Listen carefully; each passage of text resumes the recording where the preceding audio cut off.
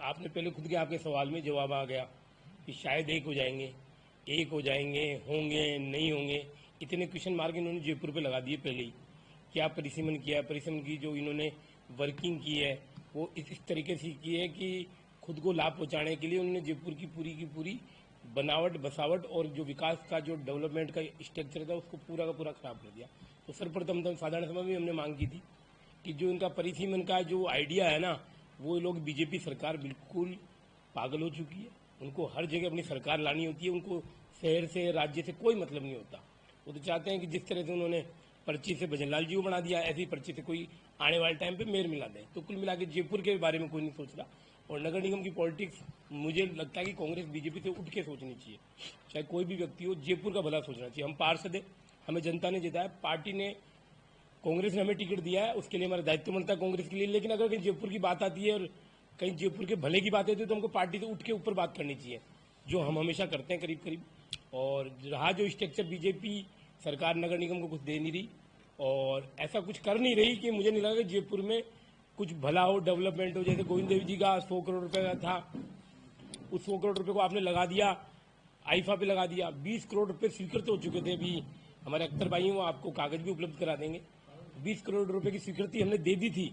आप बताओ, गोविंद ठाकुर जी की नगरी पे इतना बड़ा भ्रष्टाचार हुआ, कोई बोलने को तैयार नहीं। हम क्या कर लेंगे जनप्रतिनिधि, जब जयपुर की जनता चुप बैठी है। अब आप जयपुर की जनता के सीधे सीधे प्रतिनिधि हैं और जयपुर की जनता ने आपको जिताया ही इसलिए कि उनके जो छोटे छोटे काम है, जैसे सड़क है, पानी है, बिजली है, स्ट्रीट लाइट है, कचरे की सफाई है, नालियों की दुरुस्तीकरण है, उन तमाम चीजों को देखते हुए आप लोग सत्ता में आए। तो क्या उस जनता के जिसके आप नुमाइंदे हैं यहाँ पर बैठे, क्या उस जनता के काम हो रहे हैं, और अगर नहीं हुए तो क्या वजह है? आप सबसे बड़ी बात है, जो दो चीज आती है कि पार्षद से लोग दो ही चीज बड़ी उम्मीद करते हैं, एक तो सीवरेज की, कचरे की, और एक लाइट की, जो चौपट व्यवस्था है।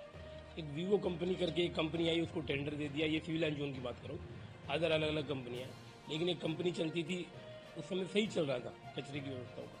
नई कंपनी आवेदन का 1000 ऊपर, कुछ 52,000 रुपये कुछ करके उस हिसाब से टेंडर दिया गया है, जो सीधा सीधा भ्रष्टाचार की बू है। और वो कचरे की जो कंपनी आई है, उसने जयपुर को कचरा गांव बना दिया। मुझे लगता कि कुछ कंपनी से कोई भी पार्षद संतुष्ट होगा, ना बीजेपी का ना कांग्रेस का। आप पर्सनल इंटरव्यू लोगे, सब बता देंगे कि उस कंपनी की क्या स्थिति है। हेल्पर के नाम पे पैसा उठाया जा रहा है। हेल्पर, आप किसी भी गाड़ी को, जयपुर की कचरे की गाड़ी पे आप वीडियोग्राफी करना, आपको हेल्पर नीचे गाड़ी कचरा लेता हुआ नहीं मिलेगा, वो ऊपर आपको कचरा बीनते हुए मिलेगा, जो एक भ्रष्टाचार है सीधा सीधा। कचरे के ओपन डिपो आप अभी तक जयपुर में खत्म नहीं कर पाए। जो पार्षद एक्टिव है या जिसमें इच्छा शक्ति है उसने तो खत्म कर दिया, लेकिन ऑल ओवर अभी तक मैं ये कहता हूँ कि जयपुर के ओपन कचरा डिपो खत्म नहीं हुए।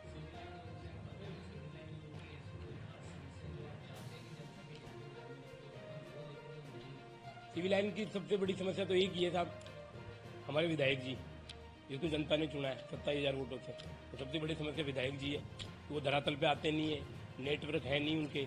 मैं तो कांग्रेस से हूँ, इसलिए हो सकता है कि आरोप प्रत्यारोप की राजनीतिक आरोप लग जाए। उनके बीजेपी के कार्यकर्ता में ये ऑन कैमरा बोलना चाहता हूँ कि उनसे आप मन की बात कर लीजिए, जो मोदी जी पूछते हैं। बीजेपी का एक भी बीजेपी का कार्यकर्ता उनसे राजी इसलिए नहीं है कि वो धरातल पे आके बात करते। कपड़े बदलने से और माइकों पे बड़े बड़े भाषण देने से, जब वो विधानसभा में जाते थे ना, तब तो बड़ी बड़ी बातें की थी, पर जब साधारण सभा में तो उनको चुप क्यों होना पड़ा। नाम बदलने की और कपड़े बदलने की राजनीति उनको बेहतर आती है, जो मुझे नहीं लगता कि 2 साल के अंदर सिविल लाइन का स्ट्रक्चर खराब हो चुका है। उसके लिए सिर्फ दोषी है गोपाल जी, सिविल लाइन के जो विधायक हैं। सिविल लाइन जोन में और पूरे नगर निगम हेरिटेज की अगर बात करें तो एक अवैध निर्माण, एक नासूर की तरह चुन रहा है। आप ऐसी कोई मॉनिटरी कंपनी मुझे बताओ, आप अवैध निर्माण होगा उसमें देखो दोषी जनता भी है, मैं पार्षद भी हूँ, महापौर भी, और बाकी पूरा सिस्टम। आज मैं बोल दूं कि महापौर दोषी है, डिप्टी मेयर दोषी है, सिस्टम, पूरा सिस्टम दोषी है। एक पब्लिक के लिए क्राइटेरिया होना चाहिए बिल्डिंग निर्माण का, मिनिमम शर्तों पे इजी एक एकल विंडो होनी चाहिए जहां आदमी स्वीकृति ले सके और करा सके। इतनी जटिल व्यवस्था बना रखी है कि बिल्डर वगैरह सब वो 2 नंबर से पैसा देना चाहते हैं। यही जनता का हाल है। एक रोड मैप होना चाहिए जयपुर के लिए। आप मुझे बताओ, हेरिटेज का अपने को अवार्ड मिला था, यूनेस्को से अपने को अवार्ड मिला था। हेरिटेज की क्या स्थिति है? आप किसी भी गली में जाके कैमरा लगा देना, आपको बड़ी बिल्डिंग पूरे जयपुर के स्वरूप को बिगाड़ दिया गया। हेरिटेज सिर्फ नाम का रह गया। कुछ दिनों बाद में आपको 5 स्टार होटल मिलेगी जो न्यू लुक में, लंदन पेरिस के अमेरिका से लोग आते हैं हेरिटेज लुक देखने के लिए, इसलिए नहीं आते बड़ी बड़ी बिल्डिंग है। वो तो गुड़गांव में, दिल्ली में, बॉम्बे में बहुत है। तो ये जयपुर का स्वरूप बिगड़ जाए, इसमें सब दोषी है। मैं भी दोषी हूँ, महापौर भी दोषी है, पूरा सिस्टम दोषी है। इस पर एक दूसरे पर आरोप नहीं लगाना चाहिए। और जो भाजपा सरकार कर रही है वो तो महान कार्य कर रही है। गोविंद देव जी का पैसा खा गई, नगर निगम के लिए बारे बिल्कुल नहीं सोचती। एक कर दो नहीं। आप बताओ कि जहाँ 250 पार्षद थे वहां पे अब 150 रहेंगे तो 100 व्यक्ति तो वैसे काम करने वाले कम हो गए, और जो 250 लोगों में पैसा पड़ता था वो 150 में बटेगा। आप तो ये सीधा सीधा प्रहार जयपुर की जनता पे और जयपुर के लिए। इसका सिर्फ दोषी बीजेपी सरकार है, जिसको लिए जयपुर तो कभी माफ नहीं कर, जयपुर की जनता भी ना। आपको बाद में तो पता लगेगा अगर ये एकीकरण हो गया तो इतना बड़ा नुकसान होगा जयपुर का। आप सोचो कि एक पार्षद इजी टू अप्रोच रहता था, जब वो पार्षद 10 किलोमीटर दूर चला जाएगा तो उसको साइन कराने में तकलीफ होगी। तो मैं तो ये चाहता हूं कि व्यवस्था को वापस दुरुस्त किया जाए, चाहे महापौर एक कर दिया जाए, लेकिन जो 250 वार्ड है उनको कम नहीं किया जाए।